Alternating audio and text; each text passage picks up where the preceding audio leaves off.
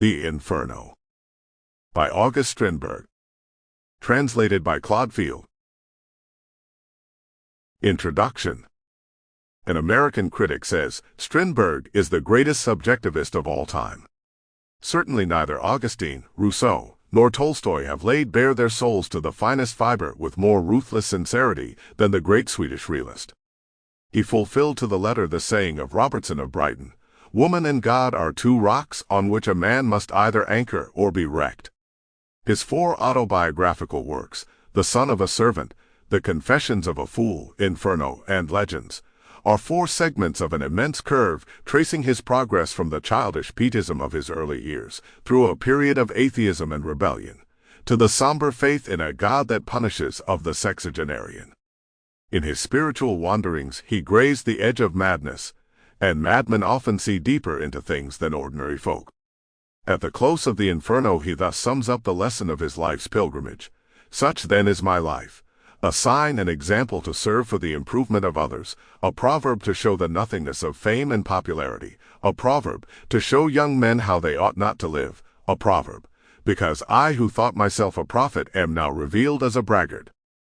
It is strange that though the names of Ibsen and Nietzsche have long been familiar in England, Strindberg, whom Ibsen is reported to have called "one greater than I," as he pointed to his portrait, and with whom Nietzsche corresponded, is only just beginning to attract attention, though for a long time past most of his works have been accessible in German.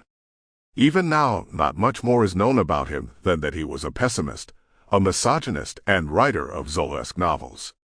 To quote a Persian proverb, "They see the mountain but not the mine within it."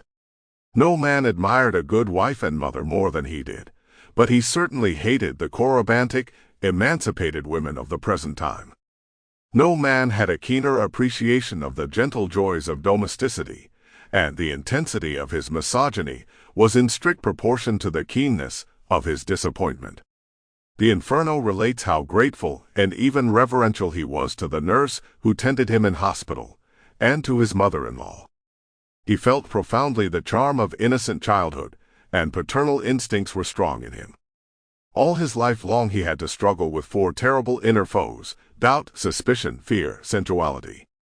His doubts destroyed his early faith, his ceaseless suspicions made it impossible for him to be happy in friendship or love, his fear of the invisible powers, as he calls them, robbed him of all peace of mind, and his sensuality dragged him repeatedly into the mire. A strange mixture of a man, indeed, whose soul was the scene of an internecine, lifelong warfare between diametrically opposed forces. Yet he never ceased to struggle. Sample complete. Ready to continue?